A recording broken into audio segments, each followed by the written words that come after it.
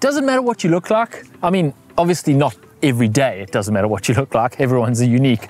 But doesn't matter what you look like when you run. How important is your running style? Yeah, we are talking specifically about your running technique for a marathon. And not just any marathon, but the final 26.2 miles of an Ironman triathlon. Is it more effective to try and adopt a bit of a shuffle technique, or should you be aspiring to look as close to a professional marathon runner as possible?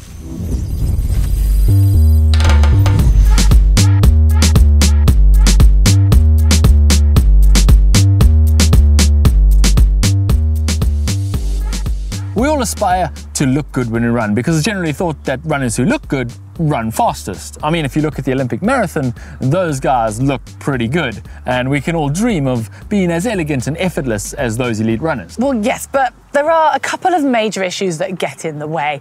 A, we are not elite runners.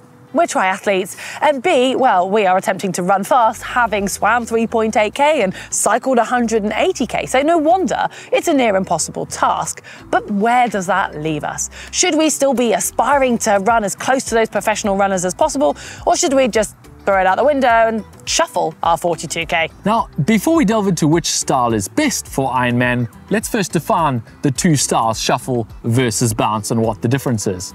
A shuffle, as the name suggests, is a very flat run. Basically, not much up and down movements, generally a shorter stride. You're going to be landing on your midfoot or at even your heel, and your stride length is going to be shorter with a higher cadence. The bounce is more of your runner's run. Essentially, a lot more vertical oscillation, a lot more up and down movement, a bit of a bounce, landing on your midfoot or even your forefoot, and a longer stride with a higher leg lift at the back.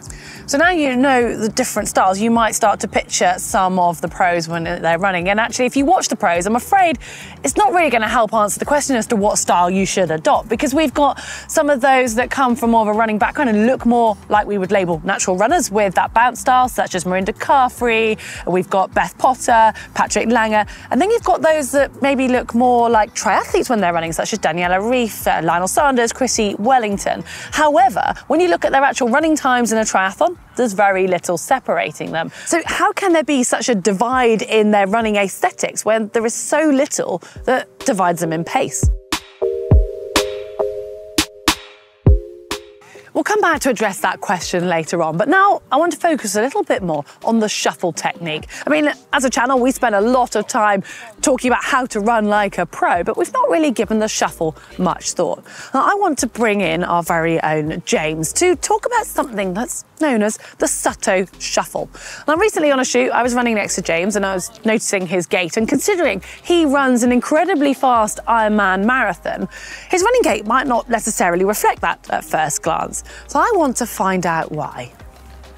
Okay, James, I want to use you as a little bit of a research piece here because I've never really asked you about your running. I want to know what your running background is to start with. Well, I started really young. My parents were runners, so like 10, 11, I was already going out doing run training. And then, as you do in South Africa, everyone runs longer and longer, and right up to Comrades Marathon, which I didn't get to because I found triathlon, although I probably would have. But I was running long distances from a very young age. 16, 17, I was already running half marathons. So yeah, distance runner from a young age. And how did that translate when you moved to triathlon? Did you have to change anything?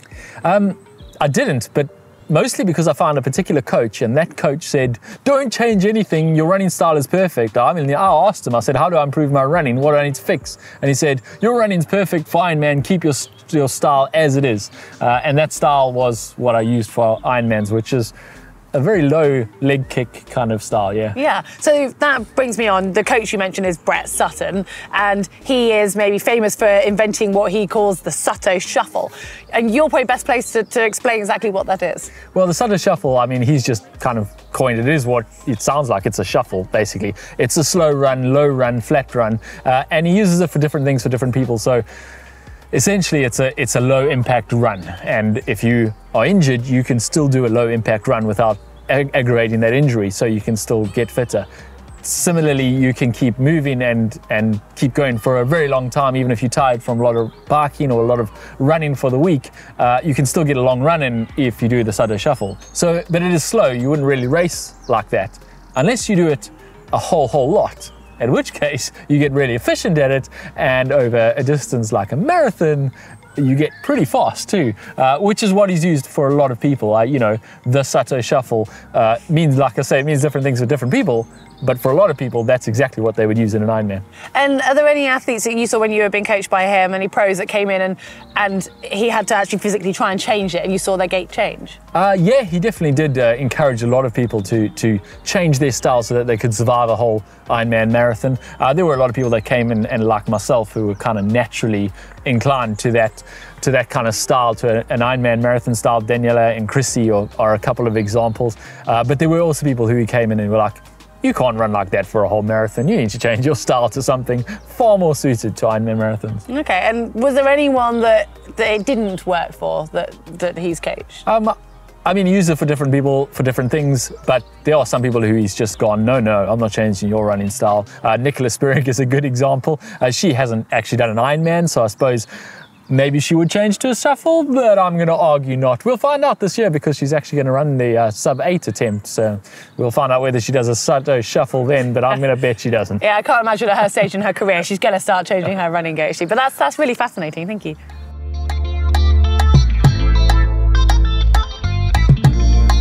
Well, as we mentioned earlier, here at GTN, we are always focusing on that great running form, but it would seem that someone like Brett Sutton would question why. And until now, I've never really thought about it.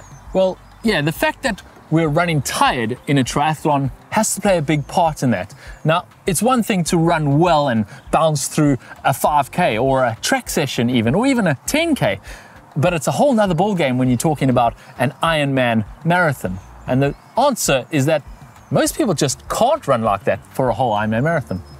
Well, I think we're all well aware that when we're learning something new or doing something that takes a lot of concentration and energy, as soon as we get stressed or tired, it goes out the window and we revert to what is more natural for us. So if you're not from a running background or you're something you're working really hard at, when it comes to the run at the end of an Ironman, you're naturally not going to have that mental capacity or that energy to enforce it, and your run is naturally going to lean more towards that shuffle style gait. On the subject of form and endurance, we actually found a recent study which is entitled "There is no global running pattern more economic than another at endurance running speeds." And you can click on the link down in the description below if you want to read that article.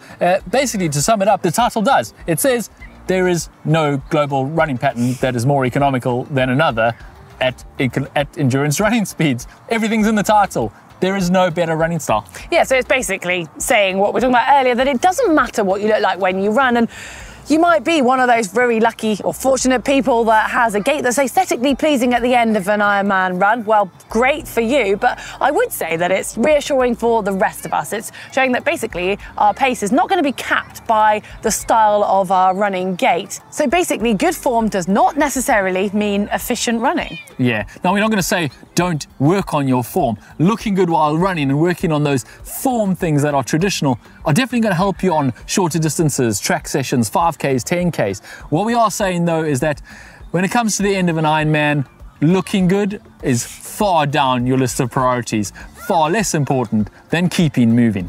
Well, hopefully that's given you a bit of an insight into why, when you watch pros, you'll see such different running styles. And I must admit, I find it quite fascinating. Hopefully you've enjoyed it. Give us a like if you have. And remember to click on the globe and subscribe.